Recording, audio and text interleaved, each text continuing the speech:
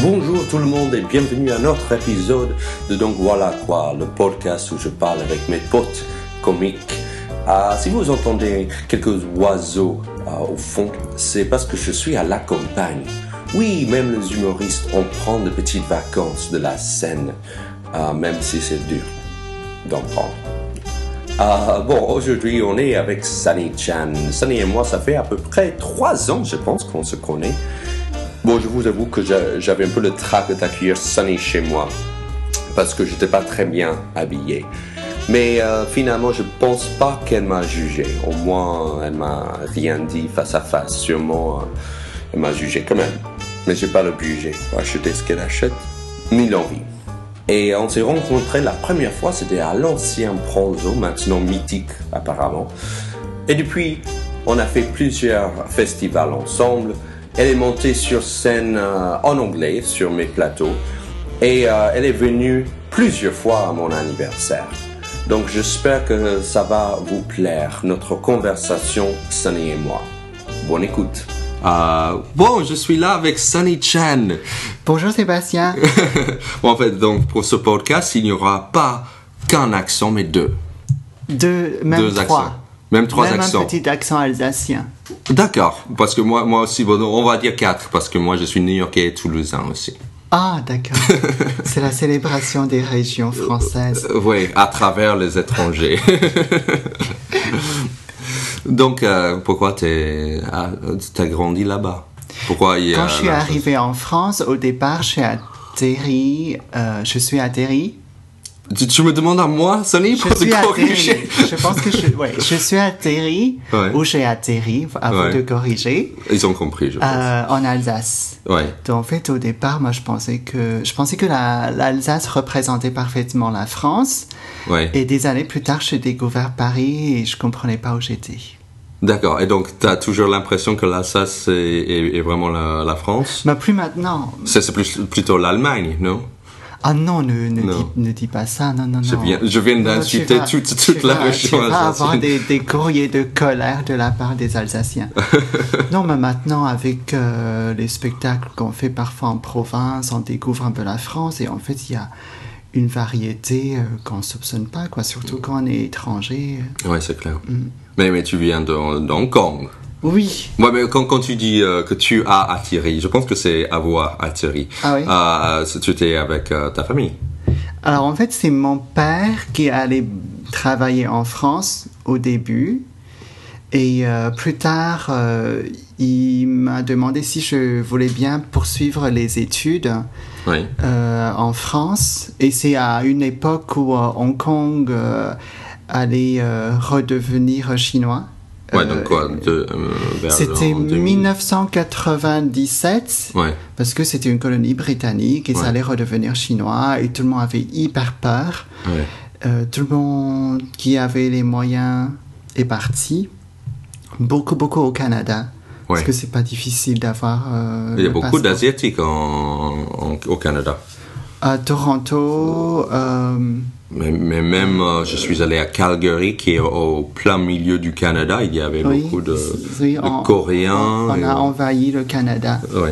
Et en fait, mon père, du coup, avait déjà un peu d'expérience en France.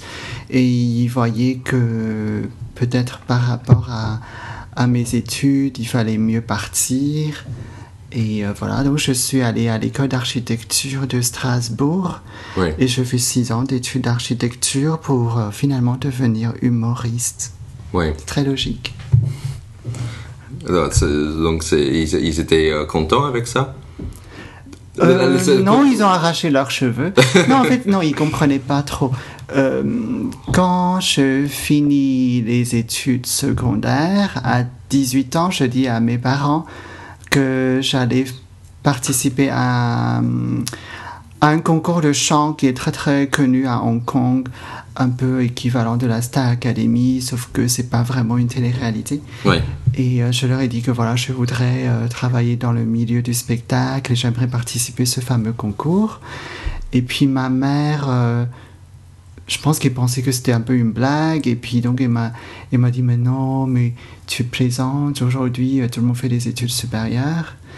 Et mon père, à l'époque, avait un cabinet d'architecture, à l'époque. D'accord.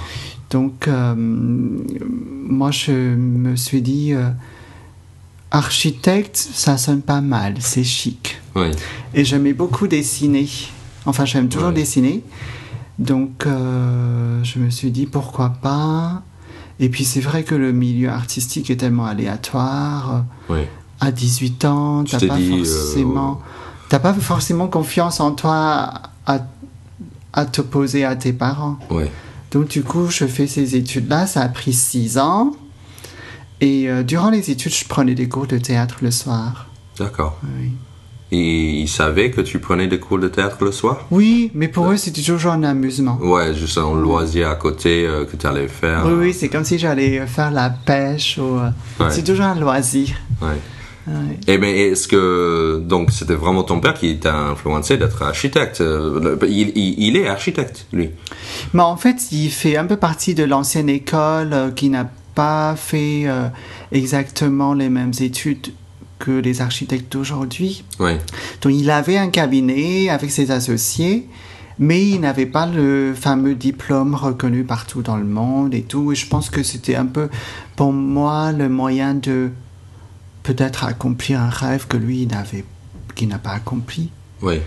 Donc, je fais les études et puis chaque année, je disais non, je vais quitter cette école, c'est pas possible. Donc, tu étais malheureuse là-bas? Très, ouais. Et en même temps, je voyais que j'avais quand même 10 sur 20. Ouais. Donc, il faut pas plus. Hein. Ouais. Donc, je me suis dit, bon, il y a quand même pas mal de gens qui redoublent. Et moi, je dis sur 20, c'est un peu bête de laisser tomber. Ouais. Et puis, les années passent quand même vite. Ouais.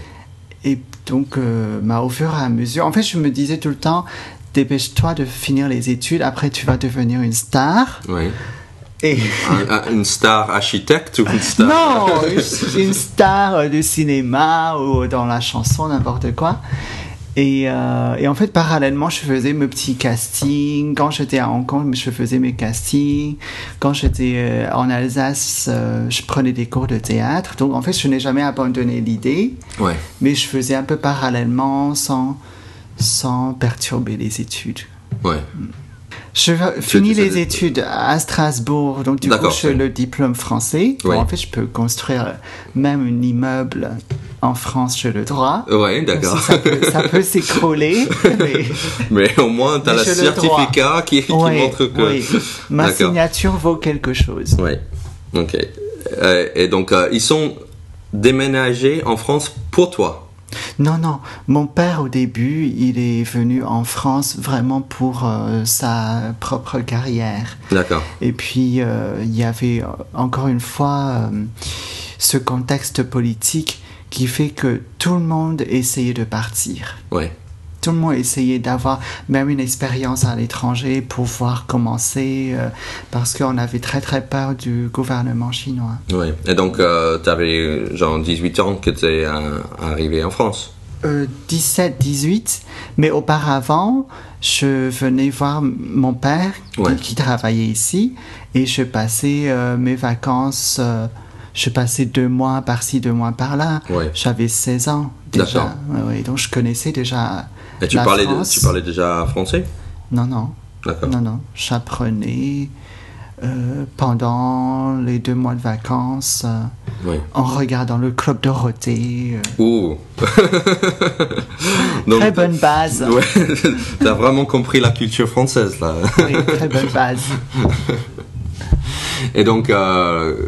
quand tu as reçu ton diplôme, après, c'était particulier parce que j'avais une partie de la famille en Alsace, mes parents, mon frère, et puis une partie à Hong Kong. En fait, c'est même pas une partie, c'est une personne qui est très importante pour moi. C'était mon grand-père qui était encore là à l'époque. Et en fait, comme il a fait énormément de sacrifices pour la famille... Ouais.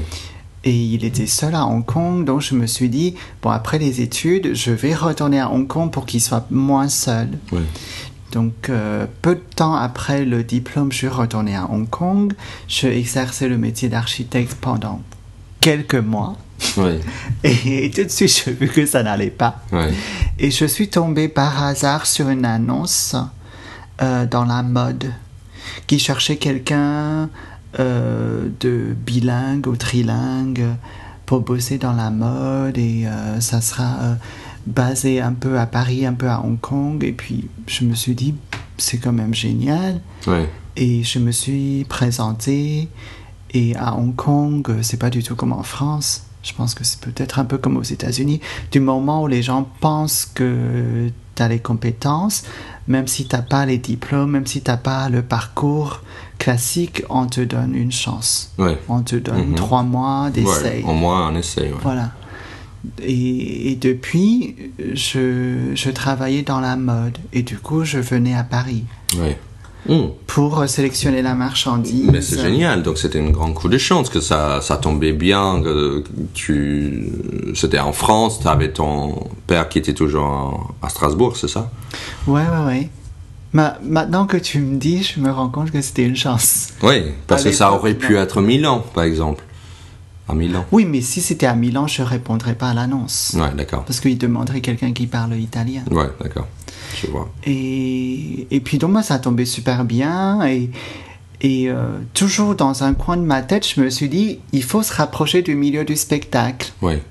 Donc dès que je voyais quelqu'un qui était acteur ou chanteur ou dans les médias, j'allais leur parler et tout. Et en quelques années je me suis constitué un réseau de connaissances qui étaient acteurs ou chanteurs, metteurs en scène, tout ça. Et pourquoi cette fascination avec la célébrité? Parce que je voulais rentrer dans le milieu. D'accord, artistique. Je voulais être actrice ou chanteuse. Donc je me suis dit, il faut connaître ces gens. D'accord. Et d'ailleurs, c'est pas anodin puisque c'est un peu comme ça que petit à petit, je me suis rapproché de ce milieu, petit à petit. Mais de toute façon, je pense que j'étais tellement déterminée et aussi tellement perdue que j'allais utiliser n'importe quel moyen pour me rapprocher de ce milieu. N'importe quel moyen. Il y a une époque, parce qu'il faut savoir qu'entre-temps, j'ai aussi chanté. Je signais avec une production belge pour chanter. On a sorti un album. C'est vrai? Qui n'a pas marché, mais on a quand même sorti un album. Ah bon? Oui. Avec des chansons que tu as écrites. Que je chantais, que j'ai écrit les paroles. Il y a eu 2 compositeurs qui ont composé les chansons et tout. Ah wow. Et il y a eu un remix qui a un peu marché dans les boîtes de nuit. C'est vrai? Il y a eu un titre qui a un peu marché. On peut le trouver sur Internet? Ah oui, bien sûr. D'accord. Le titre s'appelle Be a Star. Et voilà, donc c'est le seul titre qui a un peu marché. Et en fait, il faut savoir que quand la production ne m'aidait pas pour faire la promo des titres, j'ai eu une idée farfelue de me connecter sur tous les sites de rencontres pour finalement balancer le lien de ma chanson. D'accord. Et ça a fait quand même un petit buzz, quoi. J'ai vu que tout d'un coup, du jour au lendemain, il y a eu des centaines de vues. Mais comment tu as intégré la chanson dans une site de rencontre? Mais c'est très facile parce que les gens, ils ont envie de coucher. Donc du coup... tu dis, je me couche avec toi si tu écoutes non, parce qu'il y a quand même une hypocrisie dans les relations. Donc au départ, les gens te posent des questions sur ton travail et tout. Je dis d'ailleurs en fait je chante, voilà le clip et tout. Et je me rappelle à une époque, je crois que c'était le mois d'août, tout le monde de la production était en vacances, personne ne travaillait et moi j'étais un peu seule à Paris. Et du coup je créais un profil sur tous les sites de rencontres et j'envoyais un message type à tout le monde. J'étais à la fois sur Mythique, Match.com, adoptamec.com, tous les sites de rencontres imaginables.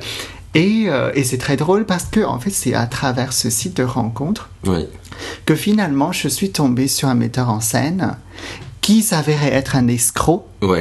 Mais c'est par cet escroc qui a arnaqué une autre actrice qui était une vraie actrice très sérieuse, qui du coup m'a présenté son agent, qui du coup m'a un peu présenter le milieu des humoristes. Comme quoi, en fait, pour moi, je me dis que du moment où on est déterminé, tous les chemins mènent à Rome. Mais c'est fou. Mais comment tu savais, quand cette agente présentait le milieu humoristique, tu te disais tout de suite, ça Non, c'est pour moi ou pas c'est... du tout. Parce que justement, ça n'a rien à voir avec la chanson. En fait, c'était à l'époque où la production Juste pour rire faisait un mercredi sur deux un atelier de débutants au Pranzo, l'ancien Pranzo. Ouais, mais toi, tu jouais pas à l'époque, tu regardais. Je regardais plus, ouais, je pense. Non, je l'ai fait une fois. J'ai fait un passage, et c'est tout. Mais je me souviens que ça existait, c'était une espèce de panneau de genre 3 ou 4 gens qui travaillaient pour Juste pour rire ou autour de pros entre guillemets. Il y avait des professionnels vraiment importants. Comment il s'appelle Gérard Louvain. Il est venu quelques fois. Il y a eu Claude Fournier qui était là tout le temps. Il y avait Gérard Sibel qui était là tout le temps. Qui était là régulièrement. Oui. Et aussi Aude. Oui, Aude Gaillot. Oui, elle était là aussi régulièrement. Mais en fait, c'était pas rien parce que Claude Fournier faisait venir des gens connus. Parfois, c'est un chanteur, parfois, c'est un grand producteur. Oui. Souvent, il y avait des gens dans la chanson, dans la musique. Oui. Donc, du coup, moi, je suis allée pour présenter mon album aux gens. D'accord. Et au bout de quelques mois, j'ai vu qu'en fait, ça donnait rien parce que les gens viennent quand même dans l'idée de voir des humoristes. Oui. Et du coup, je me suis dit, il faut tenter. Oui. Il faut tenter, et puis si ça foire, c'est pas grave. Oui. Je me suis dit ça. Donc, au bout de, au bout de 5 mois d'observation, j'ai écrit 4-5 minutes. Mm-hmm. Et je suis monté sur scène en tant qu'humoriste pour la première fois. Dans une robe Christian Lacroix, je me rappelle très bien. Je m'en doute. Assez extraordinaire. Et en fait, les gens étaient très, très étonnés. Parce que c'était une forme d'humour complètement ovniesque, oui. Ça se dit? Je sais pas, mais j'ai compris. Et déjà, il y a aucun débutant qui monte sur scène dans une robe Christian Lacroix couture. Jamais. Et puis, je suis montée sur scène. En plus, alors, il faut pas oublier que je suis asiatique. Donc, en fait, il y a plein de choses que les gens n'avaient jamais vues. Oui. Et j'ai mon propre rythme sur scène. C'est lent. Ouais. C'est lent, c'est posé. Mais là, c'était quoi? C'était que une chanson? C'était drôle? C'était 4 minutes de sketch. D'accord. Oui. Avec la chanson mélangée dedans ou non, c'était juste le sketch. C'est le sketch qui est encore visible sur YouTube ou Dailymotion. D'accord, qui faisait partie de ton spectacle Et qui fait partie du début de mon spectacle et je l'ai gardé. C'est le début de mon spectacle. Ok. D'accord. Et ça a eu du succès? Alors, je crois que c'était très étonnant. Les gens étaient juste étonnés, en fait. Et donc, du coup, tous les professionnels sont venus me voir en disant il faut continuer et tout et tout. Oui. Et à partir de là, les choses se sont enchaînées. Oui. Ou sont enchaînées ou ont enchaîné. Oui. Je te laisse le choix. Tous les trois, on va dire tous les trois marchent. et puis après, il y a eu ce fameux festival Humour en Capitale où Paris fait sa comédie. Mm-hmm. Je sais plus comment ça s'appelle maintenant. Avant, c'était Paris fait sa comédie. Maintenant, c'est Humour en Capitale. Ils ont changé de nom. Ouais. Et je n'ai pas fait partie des finalistes, mais des demi-finalistes. Mm-hmm. C'était dans quelle année, ça?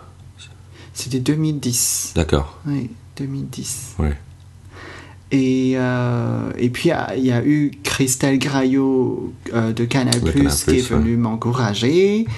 Tout de suite, elle m'a présenté Jarry, qui a une petite salle très, très sympa près du Jardin de Palais Royal. Donc, du coup, je pouvais présenter un spectacle. Et donc, les choses ont commencé comme ça, quoi. À la fois progressivement, mais assez sûrement. Oui. C'est pas mais là, ce que j'ai pas vraiment compris, c'est le désir de faire l'humour. c'était quelque chose qui était facile pour toi? Parce que tu m'as dit grosso modo que tu commençais à faire l'humour parce que tu savais qu'il y avait des gens de Juste pour rire qui faisaient cet atelier. Mais, non, mais moi, il y a plein de gens qui aimeraient faire l'humour. La seule motivation, c'était la survie. Ouais. C'était comment survivre et exister sur scène. D'accord. Donc c'était ça le plus important. C'était juste de pouvoir monter sur scène. Oui. Et quand je voyais pendant 5-6 mois, les débutants tester les sketchs, je me suis dit que en fait, c'est pas impossible. Ouais. C'est pas insurmontable. Ouais. Alors que si tu me disais que pour exister, il fallait... je sais pas. Jongler. Oui, j'allais dire jongler tout en faisant du kung-fu avec 2 épées, tout ça. Là, j'aurais un peu... Tenté. J'aurais hésité. Ah, d'accord. Mais après 5-6 mois d'observation, je me suis dit qu'en fait, c'est tout à fait possible de présenter quelque chose. Et surtout, si ça marche pas, quoi. Ouais. Oui. Et donc, ça a devenu... Pour toi, c'est arrivé... facilement d'écrire des vannes parce que c'est pas forcément évident.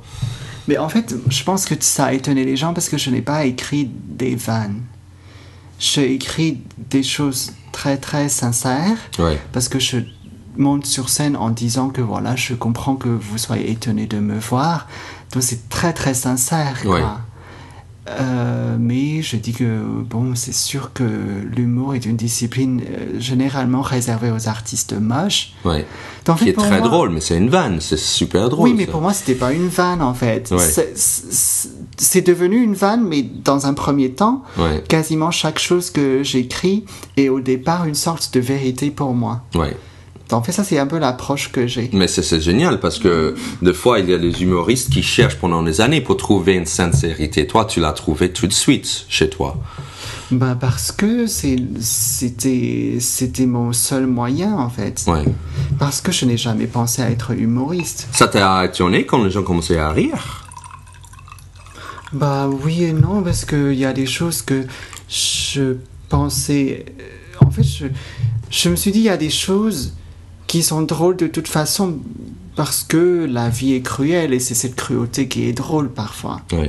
C'est ça, quoi. Oui. Je me suis pas dit que les gens vont rire. C'est pas ça que je me suis dit. Je me suis simplement dit que tellement c'est vrai, tellement c'est proche de la réalité que les gens vont réagir, en fait. Je me suis dit, les gens vont réagir. D'accord. Donc, toi, tu voulais être intéressante sur scène, en fait. Tu mesurais pas ton réussite sur le nombre de rires que tu recevais, en fait. Ouais. D'accord. Ça, je commençais à le faire à la radio. Ouais. Bon, ça, t'as une autre pression, c'est notre genre de boulot. Mm. Et quand les gens te demandaient de remonter, ça te faisait plaisir? Oui. Mais en même temps, je pense qu'il y avait une sorte d'insouciance totale à l'époque. Mm-hmm. Totale. Moi, je savais pas je savais même pas l'impact de Juste pour rire. Je savais pas non plus qu'ils allaient changer de direction. Je comprenais rien, quoi. Moi, je me suis dit, il y a des gens connus, je vais me montrer, et puis peut-être ils vont me proposer un rôle dans un film. Ouais. Et demain, je serai une star. À l'affiche. Voilà. Tu sais, quand tu connais pas ce milieu, t'imagines tout un peu à côté de la plaque. Ouais, c'est vrai. Tel que les gens hors de ce milieu imaginent, quoi. Ouais. C'est complètement irréaliste. Ah, mais c'est le rêve.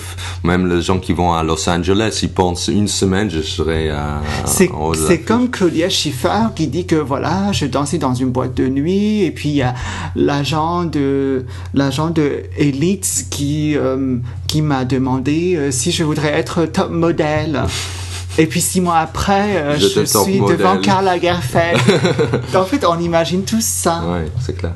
Et en fait, j'ai toujours gardé cette idée un peu naïve. Oui. Mais en mettant 10 fois ce temps-là, finalement, on obtient quand même du travail. Oui. C'est pas tout à fait le même travail prestigieux qu'on imaginait, mais on obtient du travail petit à petit. Oui. Et moi, je pensais pas du tout faire de la radio. Je me suis dit, moi, je suis pas moche, pourquoi je fais de la radio? La radio, c'est pour les gens moches. Et finalement, on m'a proposé de la radio. C'est comme étonnant, moi qui joue tout le temps sur les robes, sur l'apparence, et on me propose de la radio. Et comment ça s'est passé? C'était sur quelle chaîne à la base? À la base, c'est Oui FM. Oui. Qui t'ont proposé? Oui, avec Fanny. Fanny qui était la directrice de la programmation ou des programmations, hein. C'est encore à toi de choisir. C'est bien, il y a plein de multiple choice niveau grammaire dans cette émission. Et à la fin, en fait, les gens qui ont toutes les bonnes réponses gagnent un cadeau. Ils vont conjuguer eux-mêmes, ils vont mettre le bon article. Donc, directrice des programmes ou de la programmation ou des programmations est venue me parler parce qu'elle m'a vu dans un petit concours et me demander si je voudrais faire une pastille ou comment on appelle ça, une chronique quotidienne sur l'actualité. Et peut-être sur l'actualité politique parce que c'était l'année de l'élection présidentielle. Oui. Et comme moi, la motivation est avant tout d'exister, je dis oui, sans mesurer ce que ça allait représenter comme travail, sans vraiment mesurer si j'étais capable de le faire ou pas. Mais ça c'est très bien quelque part, parce que des fois quelqu'un aurait pu avoir trop de doutes et disent non, c'est pas pour moi, je pourrais pas le faire. Au moins toi, tu t'es lancé dedans. Mais si demain, Sébastien, tu me dis tu dois représenter l'Alsace pour aller au concours de Miss Univers, je vais dire oui. Où est l'écharpe? Je vais dire oui. Je pense que oui, il y a vraiment une énorme insouciance. Oui. Il y a une confiance qui est débordante parfois. Oui. En même temps, je suis aussi très complexée, j'ai plein de doutes. C'est presque... Enfin, il y a Anne-Sophie Girard qui a dit, d'ailleurs, dans ton émission, qu'on a un côté bipolaire. Oui, c'est clair, oui. Un jour, on se dit qu'on est vraiment... une merde. Et puis un autre jour, on dit non, on est une grande star. Ouais, on est le top de top ou le bas de bas. International. Qui peut rivaliser avec Nicole Kidman. Mais je pense que les deux sont nécessaires. C'est-à-dire que le temps ou les périodes qui sont un peu difficiles, ça nous pousse à bosser, tandis que les périodes où ça marche bien, dans notre tête, on a l'impression qu'on est star, ça nous donne plus de certitude qu'il faut continuer en même temps. Mais le problème avec moi, c'est que toi, tu dis période. Moi, c'est pas période. Moi, c'est la seconde. Mais dans la même journée, tu peux lire une critique très, très méchante sur Internet et tu es déprimé pendant 1 heure. Et après, tu peux avoir un coup de fil qui te propose du travail et tout d'un coup, tu es reboosté. Mais ça c'est à quel point c'est nous, les humoristes, et à quel point c'est le milieu. Parce qu'il n'y a pas d'autres boulots ou pas beaucoup d'autres boulots de carrière, de métier où tu as ce genre d'extrême dans une journée. C'est rare, en tant qu'architecte, que quelqu'un te dise ce que tu fais, c'est pourri. Et 2 heures après, aimerait que tu construis... Je pense qu'on peut avoir ce contraste dans la satisfaction si on était prostitué. On peut avoir des clients vraiment très satisfaits, épanouis en partant, en laissant un pourboire. Et après... on peut avoir des clients complètement mécontents, frustrés, qui n'ont pas obtenu ce pourquoi ils sont venus, etc. Je pense que c'est pour ça... Acteur, prostituée, c'est proche. Donc, tu veux dire grosso modo que le sous-texte de tout ça, c'est que tous les artistes ont été prostitués. Oui, c'est ce qu'a dit Gérard Depardieu une fois. Oui. D'accord. Oui. Mais d'ailleurs, c'est drôle, il y a même Charlotte Gainsbourg, je crois, elle a dit on est en fait encore pire parce que dévoiler son corps, c'est quelque chose, mais dévoiler son âme, c'est encore plus impudique, c'est encore plus intime. Voilà. Voilà. Donc en fait, on bat les prostituées. Oui, et puis alors du coup, je trouvais rigolo d'être à la radio et de prendre entre guillemets le contre-pied, quoi. C'est-à-dire que je parle des robes, je parle de la mode, alors qu'on voit pas. Donc, en fait, on fait travailler l'imaginaire. Mais ça, c'est des fois mieux. Oui, je pense. Parce que si on présente une robe, Ça peut pas faire l'unanimité, alors quand on dit une très belle robe, chacun imagine sa robe. Et puis, sur France Inter, je voulais un peu titiller les gens en disant que je suis la chroniqueuse de droite. Oui. Alors que quand je suis à Hong Kong, tout le monde dit que j'ai des idées socialistes. Oui. Mais voilà, en France, et surtout sur France Inter, comme tout le monde se positionne plutôt de gauche, oui. Je me dis que ça peut être très drôle et un peu agaçant de dire que je suis la chroniqueuse de droite, oui. qui parle des chaussures qui coûtent 500 €, etc. Et en fait, je ne sais pas si c'est un esprit rebelle, mais j'adore prendre le contre-pied. Oui. J'adore déjà étonner moi-même sans que je me lasse, quoi. Oui. Parce que je suis quelqu'un qui se lasse très vite. Ou je suis quelqu'un qui me lasse très vite, qui se lasse très vite. Qui se lasse, quelqu'un, parce que tu parles troisième personne, donc c'est qui se lasse. Oui, merci Seb. Mais je suis même pas sûr si j'ai raison, mais... Et donc, voilà, donc du coup, sur la radio, j'essaie de prendre un peu cette posture comme ça, de fille complètement matérialiste, oui. qui joue sur le visuel alors qu'on est à la radio. Et puis, et c'est drôle parce que je fais de toutes petites émissions à Hong Kong, et quand je suis à Hong Kong, du coup, je deviens de gauche, quoi. Je parle des choses un peu socialistes, que tous les Français connaissent, mais que les gens de Hong Kong ne connaissent pas. Et je pense qu'en fait, parfois, prendre position n'est pas forcément des idées figées, oui. mais prendre position, c'est peut-être aussi... faire en sorte qu'il y ait de l'équilibre, en fait. C'est-à-dire que tu peux très bien être tout noir parce que tu es dans un milieu tout blanc, et être tout blanc quand tu es dans un milieu tout noir. Oui. Et c'est peut-être le contraste qui est intéressant, c'est le fait de titiller les gens, le fait de faire réfléchir les gens, ou le fait de briser la monotonie qui m'intéresse. Mais donc, tu as l'impression que c'est... quand tu te retrouves, par exemple, chez France Inter, tu fais exprès pour prendre le contre-pied, ou c'est juste, il s'avère que France Inter est assez de gauche, que tu te retrouves plus à droite, et quand tu es à Hong Kong, parce que Hong Kong peut-être est plus à droite, tu te retrouves à gauche? Ou est-ce que tu fais un truc conscient pour ne pas aller dans le sens des Mais gens? je suis persuadé que j'aime défier la majorité. Ça vient d'où, ça? Pourquoi? Ça vient d'une frustration quand j'étais un embryon dans le ventre de ma mère. Je ne sais pas d'où ça vient. Je sais pas. Je me demande si c'est pas un trait de caractère inné. Oui.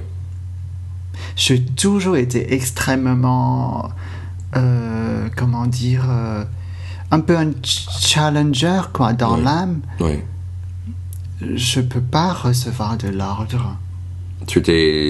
Donc, tu avais du mal avec tes parents? Non. Non. En fait, comment dire, je peux très bien obéir, écouter, etc. Mais il faut jamais me dominer. Mm-hmm. Quand on me domine, je m'en vais. Oui. Alors que quand on me traite bien, à ce moment-là, je peux même me laisser dominer, ou me laisser attendrir, ou...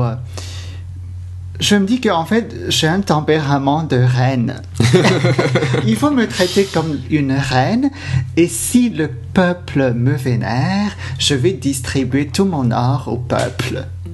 D'accord. Est-ce que c'est cohérent? Non. Mais je trouve que c'est très cohérent. Je suis persuadée que toutes les actrices ou toutes les divas raisonnent comme ça.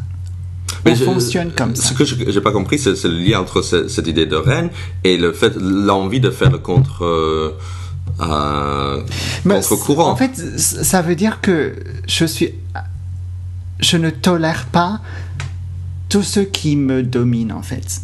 Ça doit être moi qui domine ma vie. D'accord, donc c'est un côté rebelle. C'est quelque part une rébellion. Voilà. Et en fait... Donc t'es la reine et le coup d'État en même temps.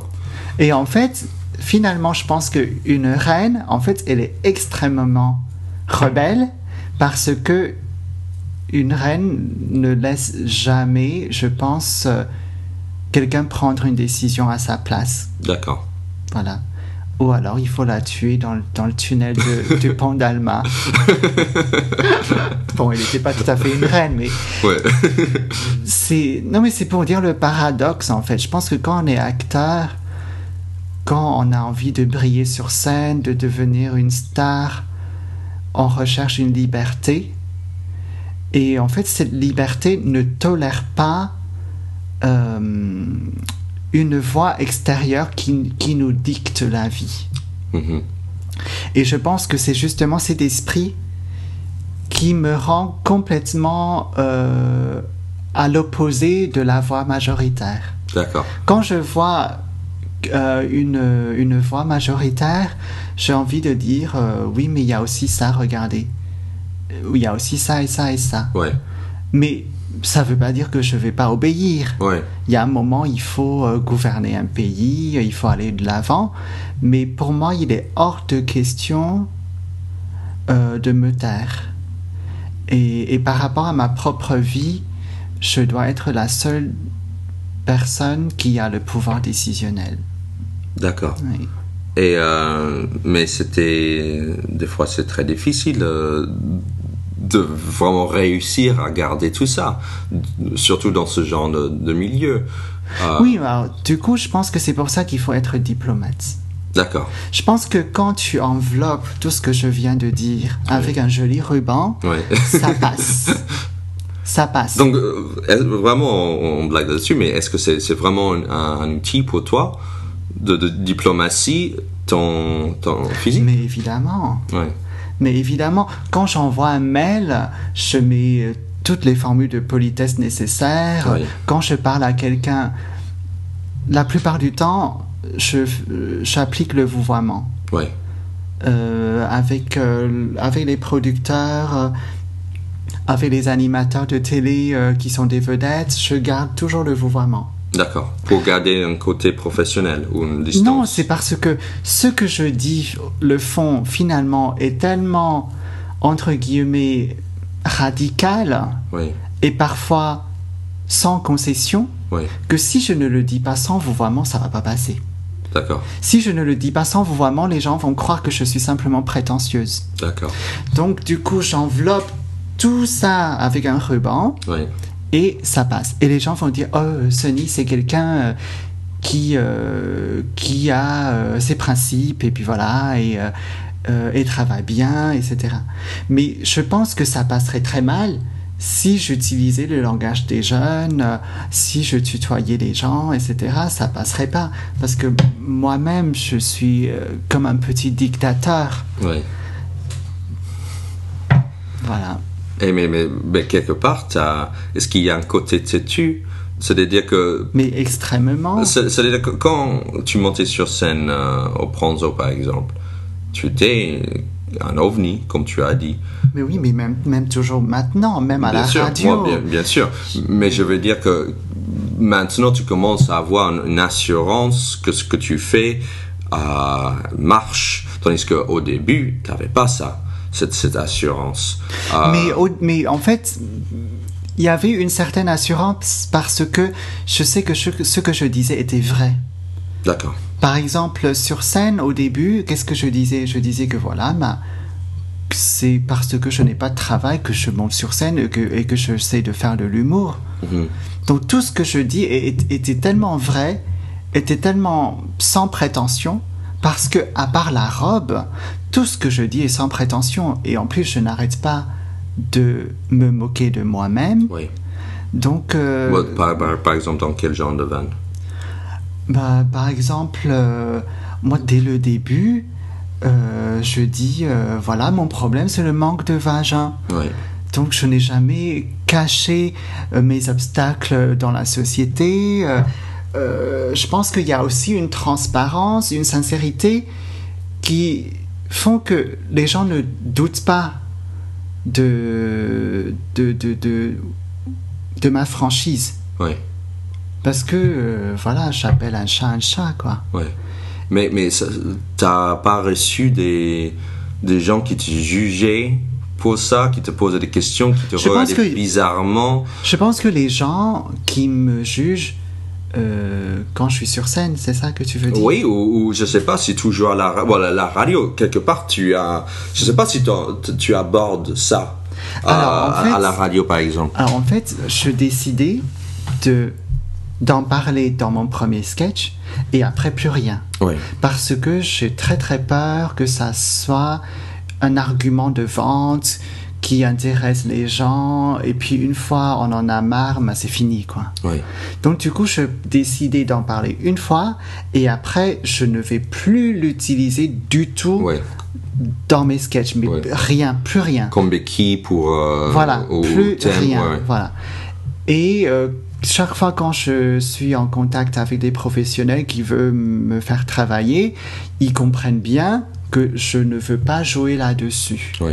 Parce que après, on devient vraiment la caricature de soi-même et c'est très dangereux. Oui. Je me souviens, on a eu ce genre de conversation parce que quand j'ai vu ton spectacle quand tu étais à l'Instant Théâtre, il y a quoi maintenant, 2 ans même. 2 ans. Sinon plus.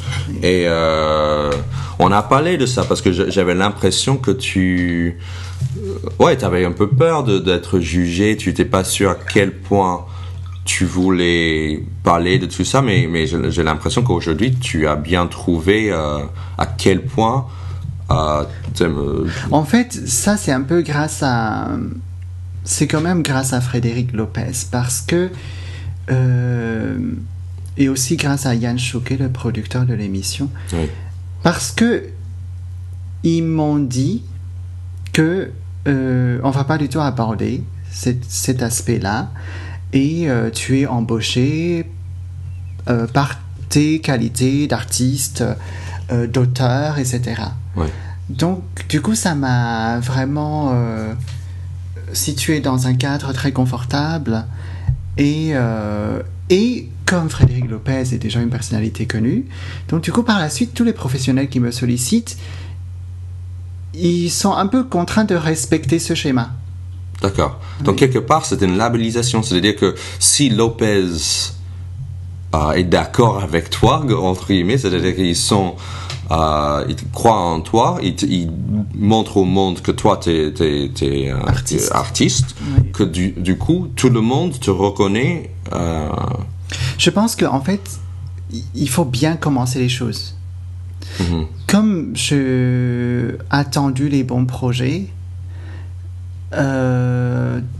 du coup, le commencement est clair et net. Le positionnement, dès le début, est clair et net. Et les gens qui viennent me solliciter, je pense qu'ils savent d'avance qu'il y a des terrains que je trouve impudiques ou pas intéressants artistiquement, que de toute façon, je ne vais pas aller là-dessus. Ouais. Et forcément, ces gens-là, ils vont du coup pas m'appeler. D'accord, mais c'était clair dans ta tête avant? C'était très très clair, oui, bien sûr. Tu savais comment t'allais C'était très clair parce que j'étais déjà dans la musique et j'ai bien eu des expériences dans la musique et puis quoi? En fait, c'est très drôle parce qu'au début dans la musique, j'étais avec comment on appelle ça, quelqu'un qui s'occupe de la promotion, qui voulait un peu jouer là-dessus. Un promoteur immobilier. Qui voulait un peu jouer là-dessus, le côté androgyne, homme-femme, etc. Ouais. Et en fait, c'était pas du tout bénéfique. Ouais. C'était pas du tout bénéfique parce que déjà, ça attire... l'attention ailleurs. Ça attire l'attention ailleurs. Ça attire aussi la haine des gens qui n'aiment pas la différence. Ouais. Donc, quand tu débutes... déjà, avec cette haine-là, c'est pas bien. C'est pas bien. Déjà, il y a plein de portes fermées. Oui. Et si on est sûr de la qualité du travail, à la limite, il faut pas faire un long discours sur l'identité de la personne. Mais sauf si c'est quelque chose dont tu voulais parler. Tu vois, il y a des artistes qui utilisent la scène pour une manière d'exprimer quelque chose qui est sur leur cœur. Et donc ça, c'était pas forcément quelque chose qui te tenait forcément... En fait, parce que je suis persuadé que pour décrire une personne, le plus important n'est pas ce qu'on voit dans son passeport.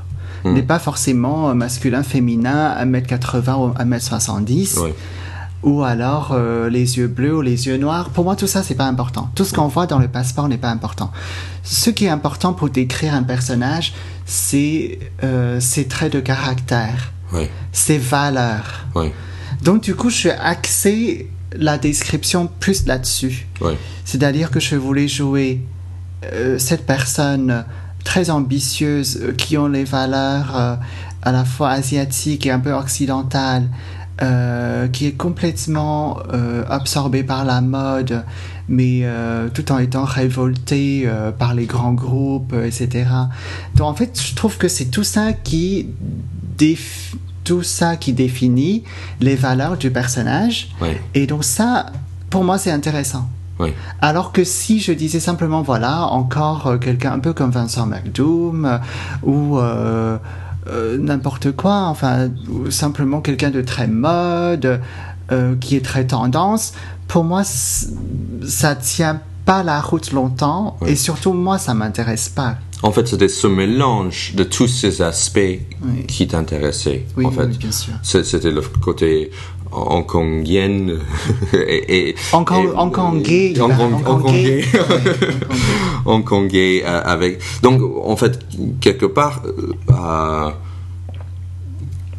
sûrement tu aimes ce côté que personne ne peut faire ce que tu fais. C'est-à-dire que toi, des fois, il y a des chroniques qui sortent de ta bouche, qui est toi, qui personne d'autre peut faire, parce qu'ils ne sont pas hongkongais.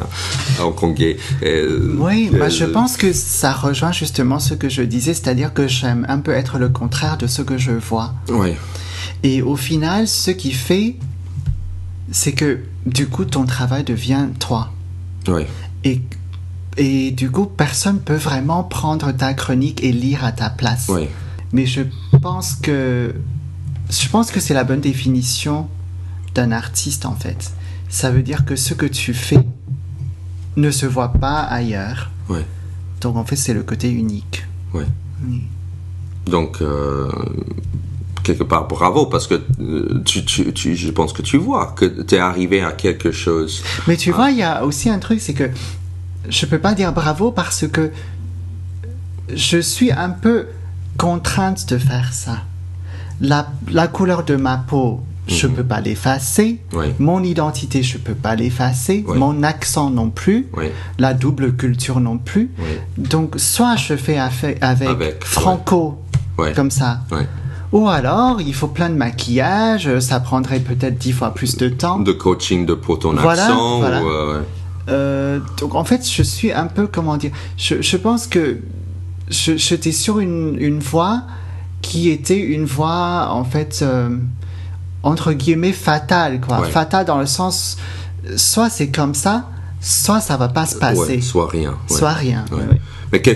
Mais en même temps, tu as eu un chemin plus difficile à cause de tout ça. Je me souviens, on a fait un festival à Lourdes. Ensemble, oui, à Lourdes. Et l'organisateur. Oui, l'organisateur et apparemment aussi le public. Oh, je ne sais pas si c'était le public, ça allait. Ça allait avec le public, mais l'organisateur raconte ce qui s'est passé. Alors, parce que j'ai trouvé ça vraiment choquant. L'organisateur est une personne qui était très très affectée et indignée par ce que je représente. Oui. Donc en fait, avant que j'arrive sur place, il a alerté tout le monde en disant que c'est indigne. Comment est-ce qu'on peut avoir quelqu'un comme Sonny Chan dans le festival? Sonny Chan, c'est quand même je crois qu'il a dit quelque chose genre l'incarnation du diable. Je me souviens pas de ça, mais je pensais qu'il a dit genre vulgaire, juste. Oui, vulgaire, c'est l'incarnation du diable.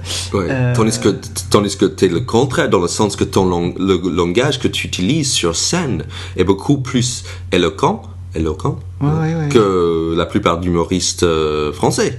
C'est ça qui est ironique dans tout ça. Je pense qu'on fait très attention parce que toi et moi, on parle pas français à la base, donc on essaie de ne pas violer cette langue.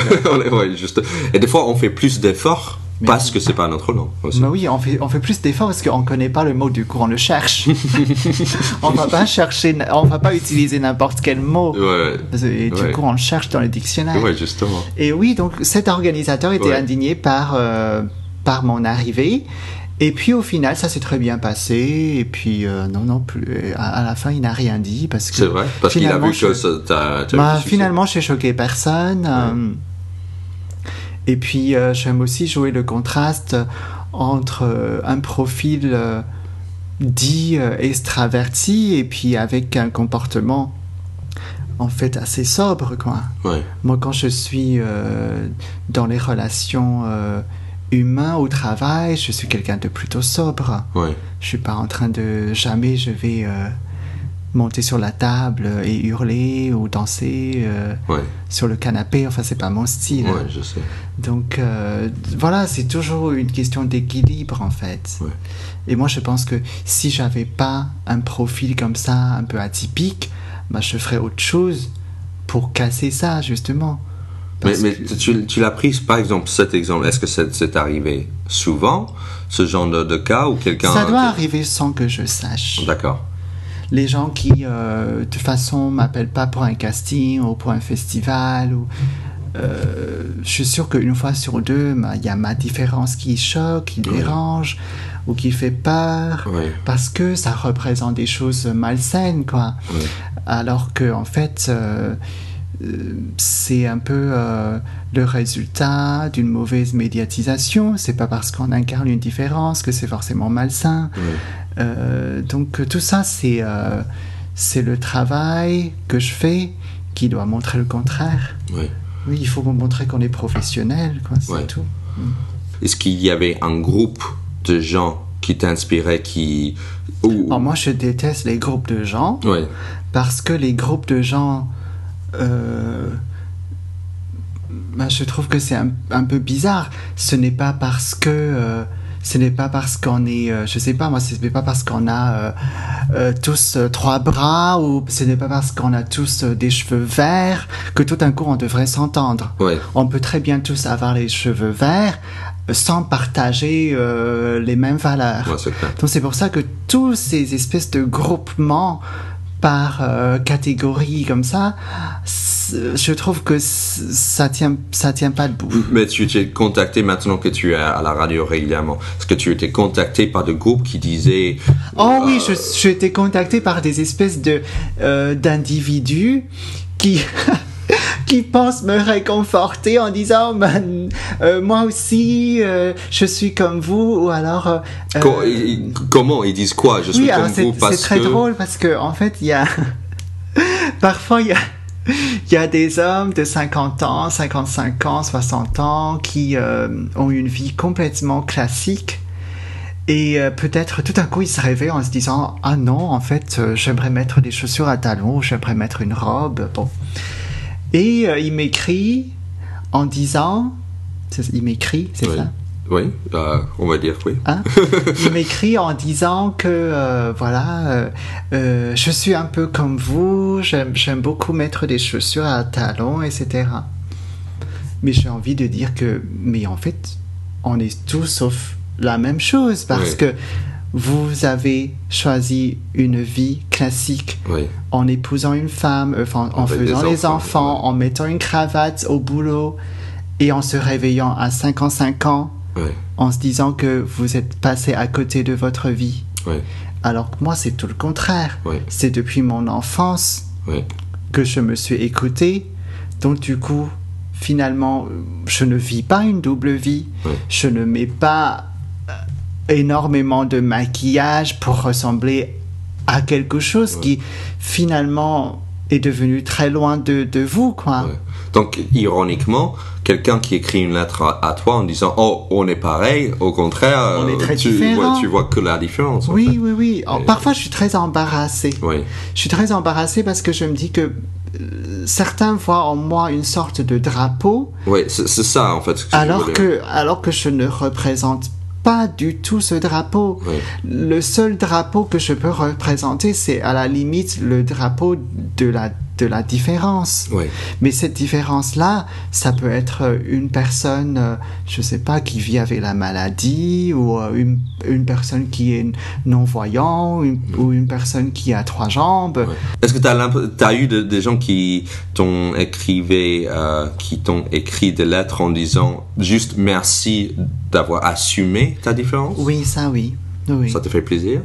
Oui, parce que parfois, il y a des gens qui souffrent d'une différence invisible. Oui.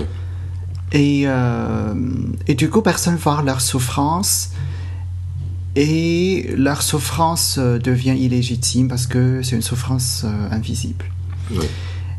Et le fait que je vis plus ou moins sereinement avec la mienne, bah, en fait, ça donne du courage à certains. Et puis, bon, bah, évidemment, ça me fait très plaisir. Mais c'est énorme, ça. Oui. C'est énorme. Oui, oui, oui. Est-ce que t'as l'impression que ça justifie ma vie. Ou ça justifie mes chaussures. Tu n'arrives pas à être fier de toi-même? C'est-à-dire, tu m'as dit que tu crois pas en fierté, mais c'est génial, ça.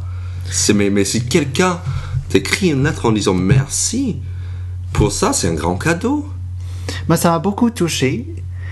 En même temps, je pense que mon équilibre vient du fait qu'il n'y a pas de fierté.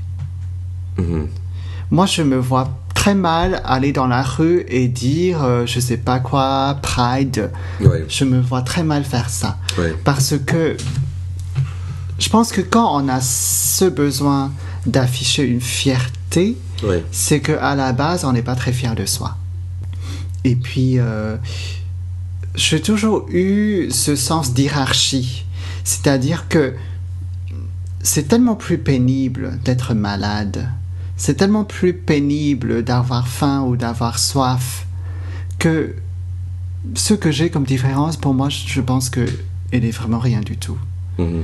Elle n'est vraiment rien du tout. Et c'est pour ça que je ne mets pas beaucoup l'accent là-dessus. Ouais. Et c'est pour ça que quand les gens m'envoient des messages en disant que c'est formidable et tout, bon, moi je dis merci, mais jamais je vais représenter une association. Ah, non, ça... parce que si on met l'accent là-dessus, pour moi c'est le début de la fin. Oui. Bon, quelque part, ça nie ce que tu es. C'est-à-dire que justement, tu appartiens à personne. Et donc ça, c'est ta force aussi. C'est-à-dire que tu représentes personne, tu représentes toi-même. Oui. Qui est très fort. Je pense que de toute façon, un artiste qui est fort, c'est un artiste qui communique quelque chose d'universel. Oui. Donc ça veut dire que son message ou son sketch va toucher la personne qui s'identifie à lui, mais touche aussi la personne qui s'identifie pas du tout à lui. Oui. C'est pour ça que ceux qu'il faut mettre en avant, encore une fois, finalement, bah, c'est le travail, c'est son écriture, et c'est ce qui se passe sur scène, quoi, sur scène ou devant la caméra. Oui. Mais pour moi, c'est en aucun cas ce symbole identitaire. Pour moi, c'est vraiment secondaire. Si jamais c'est un plus, ça encourage les gens, tant mieux. Mais alors, si ça devient un argument de vente, c'est pas terrible. Oui. Bon, tu parlais de France Inter. Comment ça s'est passé finalement? Comment le processus, comment t'es arrivé là-bas? C'était assez vite et assez simple parce que Frédéric Lopez a eu cette proposition d'une émission quasi quotidienne, hein, donc du lundi au vendredi, relativement tard avant les vacances d'été. Mm-hmm. Donc du coup, tout s'est fait dans la précipitation. Et paraît-il que les gens chez Juste pour Rire ont mentionné mon nom à Frédéric. D'ailleurs, c'est Alexandra qui a mentionné mon nom. Ah. On doit la remercier, une fille belge. Et par la suite, il y a eu une grande journée de casting. J'ai vu passer plein d'humoristes. Et suite à ça, on m'a rappelé le lendemain pour me confirmer. Ah, c'est génial. Et donc, ça a fait une audition. Oui, il y avait une audition. Oh, d'accord. D'accord. Et donc, ça, c'était l'année dernière. Oui. Quasiment au même moment, c'était juillet. Juillet. Ils ont fait tout très, très tard dans la précipitation. Oui. Et bon, tu étais déjà sur Oui à cette époque. J'arrivais à la fin de ma première année sur Oui FM. Oui. Et comme c'est une petite radio, on a des conditions de travail assez pénibles. Oui. Donc, moi, je cherchais autre chose, c'est sûr. Oui. Mais en même temps, j'étais tout à fait prête à continuer une autre année parce que... ça s'est plutôt bien passé là-bas. Oui, ça s'est bien passé. Oui. C'était très frustrant de bosser quasiment gratuitement, ça c'était frustrant. Oui, bien sûr. Mais à part ça, c'était une année d'apprentissage. Comme la radio était rock, on avait aussi une liberté de ton, on peut parler de la politique, on peut dire des choses un peu choquantes. Oui. Donc ça, c'était bien. Mais maintenant, tu peux toujours. On peut, oui et non. Parce que France Inter est beaucoup plus écoutée. Et il y a des sujets sensibles qu'on doit vraiment aborder avec pincette. Par exemple, avec l'accord du producteur, je fais une chronique sur la mort du jeune, comment il s'appelle, Clément, le jeune étudiant de l'extrême gauche qui est mort dans une bagarre. Donc je fais une chronique là-dessus. Oui. J'ai eu énormément de retours indignés parce que, en gros, on ne fait pas de l'humour sur la mort d'un jeune extrême gauche. Oui. Alors que si c'était un jeune de Front National, à ce moment-là, je pense qu'on peut presque le piétiner. Oui. Donc c'est sûr qu'il y a un climat comme ça qu'on doit respecter ou qu'on doit... À cause de la radio ou le public? Ça, c'est à cause du climat en France. D'accord. En France, c'est très facile de dire que je suis socialiste et que je déteste Nicolas Sarkozy. C'est très facile, mais essaie de dire le contraire. Bon, ça dépend où on est. À Paris, c'est sûr que c'est difficile à lire que tu es de la scène. Sur France Inter. Ou même à la télévision, n'importe quelle télévision, ou même dans une interview. Ouais, c'est vrai que c'est très difficile. Alors qu'en soi, vu qu'il y a eu quand même plus de 48% de Français qui ont voté pour Nicolas Sarkozy, normalement, ça n'a rien de honteux. On peut être en désaccord, mais c'est pas honteux. Mais en même temps, voilà, il faut savoir qu'il y a un climat comme ça. Et donc ça t'embête? C'est difficile à vraiment jouer avec ça? Ça m'inspire parce que moi qui ne vote pas, je fais exprès de dire que je suis la chroniqueuse de droite de France Inter. Je commence une fois par semaine. Le commencement de ma chronique, c'est permettez-moi de me présenter.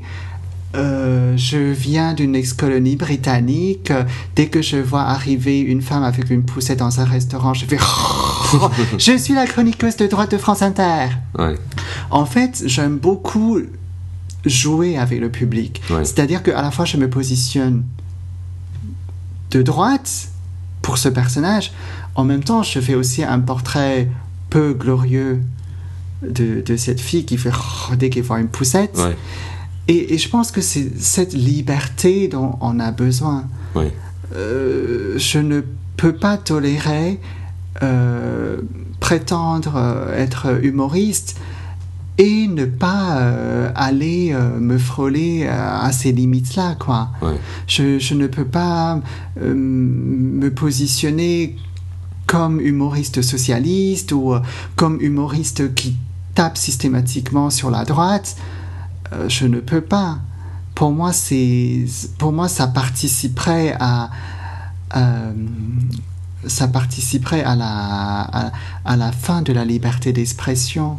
Et donc cette année, parce que là, tu es là tous les jours, tout le lundi à vendredi. Oui. Pour arriver à ça, c'était difficile. Tu avais des périodes où... Je suis un peu honte, mais en fait, c'était pas si difficile. Tant mieux. En fait, du moment où on a l'angle, oui. Du moment où on a un certain point de vue, oui. On peut prendre n'importe quel sujet de société, on peut prendre n'importe quel invité de l'émission et on a quelque chose à raconter. Oui. Donc du coup, la chronique, elle est moitié faite. Est-ce que tu as trouvé ton angle? C'est tout de suite ou il fallait faire plusieurs chroniques jusqu'à ce que... Je l'ai trouvé après la ménopause. Sébastien, tu sais bien que je n'ai plus 20 ans. Ah ouais. Donc l'angle, je l'ai cultivé avec ma vie. Oui. D'accord. Donc, même quand tu commençais à France Inter, tu avais déjà cette proposition d'angle déjà dans la poche. Ce n'est pas quelque chose que tu as affiné au fur et à mesure de ta chronique, de l'année. De toute façon, le personnage que je joue sur scène ou à l'antenne, il était relativement abouti avant que je fasse ce métier. D'accord. Tu te souviens quand t'avais l'impression que t'as trouvé ton angle? Ou le personnage? Ouais. Je compris mon angle et je compris mes valeurs très tôt, environ on va dire à 15 ans. D'accord. 15-16 ans, je savais déjà ce que je voulais et ce que je ne voulais pas. Oui. Je me voyais déjà plus ou moins en âge adulte, comment j'ai envie d'être physiquement et moralement. J'avais déjà le portrait. Oui. C'était assez clair, oui. C'est une grande révélation, en fait, à ce moment-là. Maintenant, parce que à 15 ans, on ne sait pas trop à quoi ça sert. Oui. On sait simplement qu'il y a des choses qui nous motivent, il y a des choses qui ne nous motivent pas. Et qu'au final, on est contraint à voir peu de gens ou à accepter peu de choses parce qu'en fait, il y a tellement de choses qui ne correspondent pas à ce qu'on aime, en fait. Et à 15 ans, d'apprendre qu'en fait, il y a plein de choses dans la vie qui ne me correspondent pas, à 15 ans, c'est difficile. Quoi. C'est clair, parce que ça veut dire que tu dois composer ton propre cadre de vie. Oui. Donc ça, j'ai compris assez tôt. Je ne savais pas si j'allais avoir les moyens de le faire. Oui. Et tes parents étaient comment par rapport à tout ça? Mes parents ne savaient pas que j'avais autant de névrose. Non. Ils voyaient simplement... ils voyaient simplement leur enfant adorer la mode, la haute couture, avec un sens esthétique assez poussé et aussi en même temps assez grande gueule, mais tout en ayant les bonnes manières à la Nadine de Rothschild. Mes parents, ils voyaient juste ça. Ouais. Ils voyaient un peu leur enfant un peu étrange, Ouais. mais en même temps aussi très discipliné. Ils sont contents que tu es à la radio, ils t'écoutent, ils te disent ils sont fiers de toi. Ils n'en reviennent pas parce que pour mes parents qui parlent très mal français, ils pensaient que c'était impossible en fait. Mm-hmm. Pour quelqu'un qui n'a pas la même couleur de peau que les Français, d'arriver là. Pour les gens qui ne sont pas dans ce milieu, il est toujours impossible de faire quelque chose sans les contacts, sans les réseaux, sans être clair. fils d'eux, etc. Il y a toujours ce fantasme de contact et de réseau, Oui. ou de coucher. Voilà, il faut coucher. Et en fait, toutes ces choses-là, ça se construit aussi. Oui. On peut partir de zéro et construire tout ça. Oui. Donc ça, c'est ce que les gens ignorent, en fait, en dehors du système. Mais ils te soutiennent, c'est pas... Aujourd'hui, ils me soutiennent parce qu'ils voient que ça marche, mais ils ont essayé de me dissuader de continuer. Ils avaient très peur que j'allais tout droit dans le mur. D'accord. Donc c'était par rapport à l'amour qu'ils avaient Bien plutôt... sûr. Bien sûr. Qui essayaient de... Bah oui. D'accord. J'imagine que tes parents aussi s'inquiètent. Alors, bien sûr, mais ça, ils sont juifs, donc c'est dans la nature. Dans leur gène. Même quand ça va bien, ils vont s'inquiéter. J'ai vraiment envie de dire aux gens de ne pas nous écouter à la radio en rêvant que tout ça est formidable et que tout ça ne pourrait pas leur arriver, etc. Et surtout quand je lis les messages sur Facebook de ceux qui me demandent comment y arriver, est-ce que je peux écouter leur chronique ou leur démo, en fait, c'est pas ça qu'il faut faire. C'est pas ça qu'il faut faire. Il faut tout simplement mettre les mains à la pâte. C'est-à-dire de monter sur une scène, même si c'est une scène dans une cave, même s'il n'y a que 5 personnes en face, parce que toi et moi, on a fait. C'est clair. Et on continue encore à le faire parfois. C'est clair. Et voilà, il faut le faire, tout ça. Oui. Et c'est pas la peine de demander ou d'attendre l'approbation de quelqu'un pour commencer. Il faut se lancer.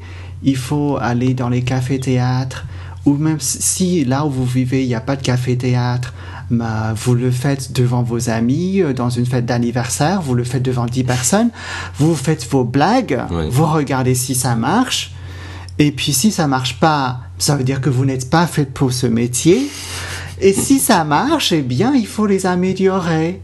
Et vous allez avoir 10 minutes, 15 minutes, et puis il faut les tester.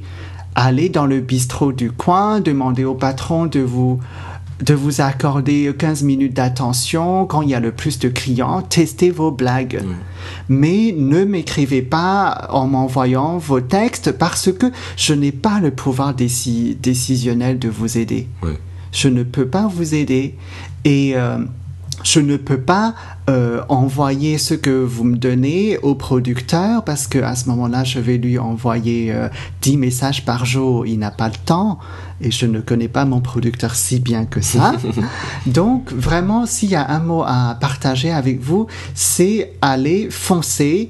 Ne soyez pas découragé parce que la scène est petite ou parce qu'il n'y a pas de scène ou parce qu'il n'y a que 3 personnes en face, mais faites-le même s'il y a 2 personnes en face. Pour tout dire, moi je fais plein de choses devant le miroir pour moi. Et même sans miroir, je le fais pour mon mur. Donc, voilà, n'ayez pas honte. Si vous sentez une flamme qui est en vous, faites-le, testez tout ça. Et si ça ne marche pas, n'insistez pas plus loin. Ça veut dire que vous n'êtes pas fait pour ce métier. Peut-être vous On est assez nombreux. Voilà. Peut-être vous êtes simplement acteur de cinéma. Peut-être vous êtes chanteur. Peut-être vous êtes danseur, astronaute. Mais voilà, peut-être vous n'êtes pas humoriste. Voilà, c'était le message du jour. Et mais à quel point la scène t'a aidé pour les chroniques, à tel point tu trouves qu'il y a un lien entre les deux? Est-ce que la scène est essentielle pour être à la radio pour toi? Est-ce que c'est un bon atelier? Oui, parce que alors sur France Inter on a un public. Donc du coup c'est comme si on était au théâtre. Mais c'est bien. Bien. Ça vous motive. Voilà. Donc alors forcément, ce que j'ai appris sur scène, ça m'a servi. Est-ce que tu as l'impression qu'il y a une différence entre toi qui a pas mal d'expérience sur scène avec un chroniqueur qui n'a pas forcément cette expérience qui peut... Non, parce que je pense par exemple à Daniel Morin qui a 7-8 ans d'ancienneté sur France Inter.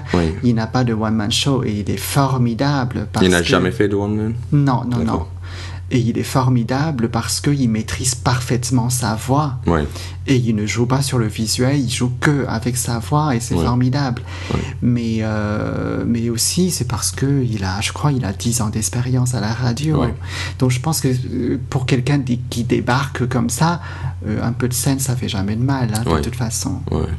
Et toi, tu continues ton spectacle là? Je vais reprendre en octobre avec un spectacle au moins moitié nouveau. Oui. Toujours au théâtre Montmartre-Galabru. Voilà. Et puis, et je pense que vous allez me voir un peu plus à la télévision. Ah bon? Oui. Est-ce que j'ai le droit de citer? Je vais juste vous dire que ça va être sur France 2. Voilà. D'accord. Et vous allez voir. Ok. Et ça sera à partir de quand? À partir du 1er septembre. Je pense, une fois par Déjà? semaine. Oui, ah oui. Ah, c'est cool. Oui, c'est bien. Je rentabilise mes robes. Oui, il faut à un moment donné... tu as plusieurs années d'achat de robes à rembourser, non? Mais vu que c'est une chronique hebdomadaire, je peux faire 5 ans. Et est-ce qu'il y a une question à me poser?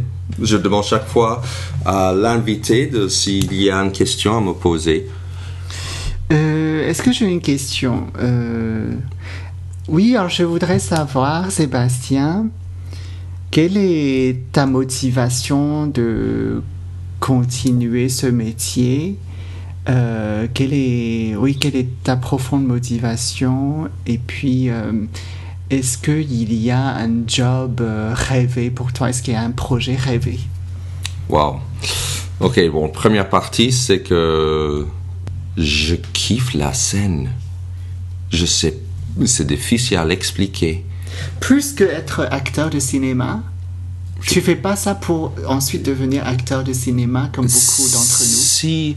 Si ça arrive, pourquoi pas, je m'éclaterai. En fait, maintenant, je suis en train de développer des choses plutôt audiovisuelles en ce moment avec des potes à moi, soit de vidéos pour mettre sur Internet, des choses comme ça. Donc, c'est sûr que c'est aussi un but de tout ça. Mais si tu me donnes le choix entre être star de cinéma, être star, maîtriser soit le ciné ou soit la scène, je pense que je choisirais le stand-up. La scène pour moi, c'est plutôt... Toute concordance de temps est exacte, bravo. C'est vrai? Oui. Tout est exact. Ok, c'est bon. Donc c'est très bien que ça a été enregistré. Comme ça, c'est officiel que j'ai bien... Un niveau de grammaire acceptable. Acceptable. Donc, non, c'est vraiment... J'adore écrire une vanne. Donc, ta motivation, c'est la scène. C'est le kiff. C'est le kiff ou la kiff? Le kiff. Le kiff, j'adore écrire des vannes et être drôle ou pas devant les gens. Pour que les gens disent oh là là qu'est-ce qu'il est beau, ou pour que les gens disent oh qu'est-ce qu'il est drôle. Ah, les deux, pourquoi pas les deux? Non, mais plutôt drôle, mais au-delà de drôle, c'est génial, tu vois, genre il a ouvert quelque part mon esprit de penser à une manière dont je pensais pas avant. Comme quand je regarde les humoristes que j'adore, quand je le regarde, je dis merci parce que c'est tellement une ouverture créative pour moi. Mais du coup, donc, est-ce que c'est pas plus inspirant de regarder d'autres spectacles que les spectacles d'humoristes? Oui, non, l'un n'empêche pas l'autre. Je veux dire que oui, on peut... Parce que moi, ça me saoule les spectacles d'humoristes. Parce que tu le fais. C'est pour ça que ça te saoule. Tu t'es entouré tout le temps par les humoristes. Les gens, après un moment, t'en as marre de la vanne. Je préfère regarder un spectacle de danse et après, ça va m'inspirer pour autre chose, quoi, pour mon spectacle. De toute manière, à mon avis, tous les arts sont importants. Je pense aussi, si t'as pas un minimum de culture derrière toi, tu vas parler de quoi sur scène? Tu vas faire des vannes sur quoi sur scène? Non, tout est important. Et ton projet rêvé, avec qui, comment, quel lieu? C'est une très bonne question. Honnêtement, c'est de faire un putain de one-man show. Un one-man show qui cartonne. Qui cartonne pas dans le sens entrée, des entrées, mais bien sûr ça aussi, mais juste dont je suis vraiment fier, dont je trouve vraiment qui me représente, que je trouve génial. Mais après, je sais pas si tu m'as demandé vraiment... Oui, le projet idéal, quoi, de rêve. En fait, c'est juste de continuer mes spectacles de one-man show que j'ai toujours demandé, en fait. Comme ça, je peux continuer à progresser, continuer à évoluer. Mais t'as quasiment atteint ton rêve, alors. Oui, mais pourquoi je suis pas satisfait? Mais parce que le rêve continue, il n'est pas fini, donc heureusement. Tu dois encore travailler dur. Hein. Aussi, j'aime beaucoup l'écriture. Si on parle de cinéma, ça sera presque plus en tant que scénariste que acteur. Moi, j'aimerais faire les deux, mais j'aime vraiment le côté d'écrire des vannes, des blagues, des histoires. Pas forcément des vannes, mais des histoires. Mais à ce moment-là, tu écriras un scénario et je jouerai dedans. Très bien. Hein, on peut faire un bon équipe. Hein, c'est un bon mot, non, pour conclure l'émission. C'est très bien, mais il y a un mot qui est encore mieux pour conclure l'émission. C'est Donc voilà quoi. Merci beaucoup, Sunny. Merci. Donc voilà notre conversation, Sunny et moi. Vous pouvez retrouver Sunny à la radio régulièrement sur France Inter et aussi sur scène, soit en anglais de temps en temps sur mes plateaux, aussi sur son spectacle de One Man Show, bien sûr. Il y a d'autres podcasts, vous pouvez écouter. Aussi, vous pouvez liker la page du podcast Donc Voilà Quoi sur Facebook. On peut être tous amis. Voilà.